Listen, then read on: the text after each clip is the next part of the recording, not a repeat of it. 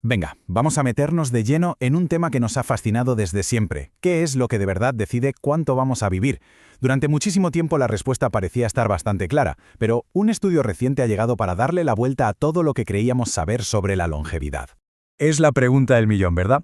Y a ver, es que durante décadas la ciencia parecía tenerlo bastante claro, y la respuesta se centraba casi por completo en cómo vivimos, en nuestras decisiones del día a día.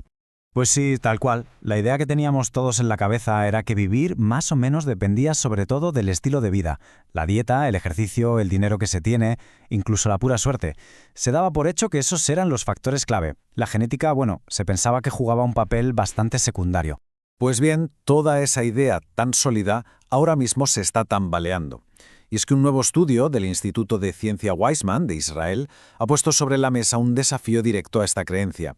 Y sus conclusiones son, para que nos hagamos una idea, bastante espectaculares. Fijaos en el contraste, porque es brutal. Antes se calculaba que la influencia de los genes en lo que vivimos estaba entre un 6 y un 33%. Un rango, a ver, es amplio, sí, pero dejaba claro que la genética no era la protagonista. La nueva investigación, sin embargo, sugiere que esa cifra podría ser muchísimo, pero muchísimo más alta. Vamos, que cambiaría por completo las reglas del juego. Y aquí está el quid de la cuestión, dicho por los propios autores del estudio. Dicen, literalmente, la mortalidad externa estaba ocultando el peso real de la genética en la duración de la vida. Y esto ya nos da una pista clave de por dónde van los tiros. Los estudios de antes se estaban perdiendo algo importante. Y aquí es donde viene el gran hallazgo de esta investigación. La clave fue algo tan aparentemente simple como diferenciar entre dos tipos de muerte. Parece una tontería, ¿verdad? Pues las implicaciones son, de verdad, gigantescas. El primer tipo es lo que llaman mortalidad extrínseca. O sea, estamos hablando de morir por factores que vienen de fuera. Un accidente, una infección grave, un acto de violencia, la contaminación. Son causas que, según los investigadores, básicamente contaminaban los datos genéticos. Y luego está la otra cara de la moneda, la mortalidad intrínseca. Esa sí que está ligada directamente al desgaste interno de nuestro cuerpo, al proceso de envejecimiento puro y duro. Es aquí, y solo aquí, donde la genética de verdad saca músculo y muestra su verdadera influencia.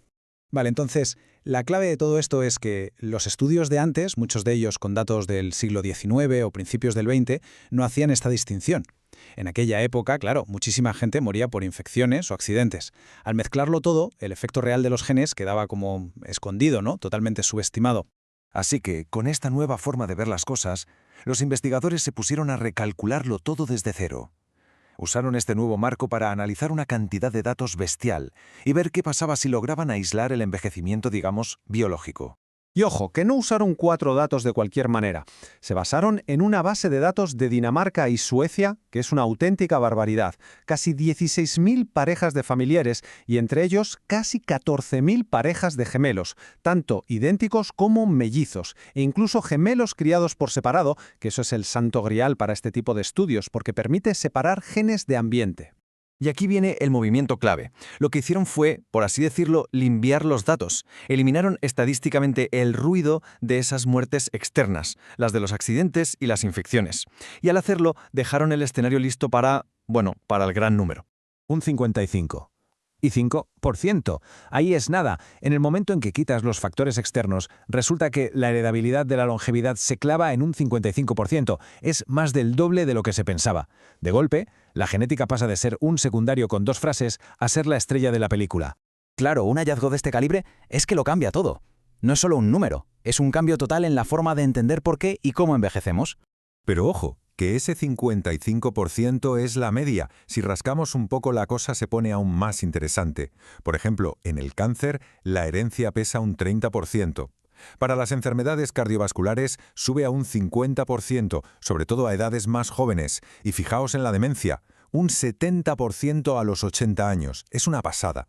Esto nos dice que el peso de los genes no es igual para todo. Y para que veamos que esto no es una exageración, vamos a ver qué dice gente que sabe muchísimo de esto, como Nir Barzilai, un experto mundial que no participó en el estudio. Dice que es un trabajo muy revelador que contribuirá a cambiar el dogma actual y que los efectos de la genética habían sido infravalorados. Vamos, que un experto de este nivel diga esto es una confirmación en toda regla. Y esto no se queda aquí, ¿eh? Mirando a lo que viene ahora, otros expertos señalan que este descubrimiento refuerza la necesidad de aumentar los esfuerzos para identificar qué genes concretos están implicados. O sea que esto básicamente abre una puerta gigante a nuevas investigaciones para entender y quién sabe, quizá algún día, para intervenir en cómo envejecemos. Pero ojo, mucho cuidado con pensar que entonces da igual lo que hagamos, que todo está escrito. Para nada. Porque si bien los genes tienen un peso enorme, ese casi 50% que queda son las cartas que nos tocan jugar a nosotros. Las decisiones sobre lo que comemos, si nos movemos, si evitamos riesgos, siguen siendo absolutamente cruciales. Es la manera de cuidar y exprimir al máximo esa herencia genética que nos ha tocado. Y todo esto nos deja con una pregunta final que, la verdad, da que pensar. Si de repente descubrimos que el 55% está en nuestros genes, ¿qué otros secretos sobre el envejecimiento están ahí esperando a que los encontremos en nuestro ADN? Este estudio no parece el final de nada, sino más bien la primera página de un capítulo completamente nuevo.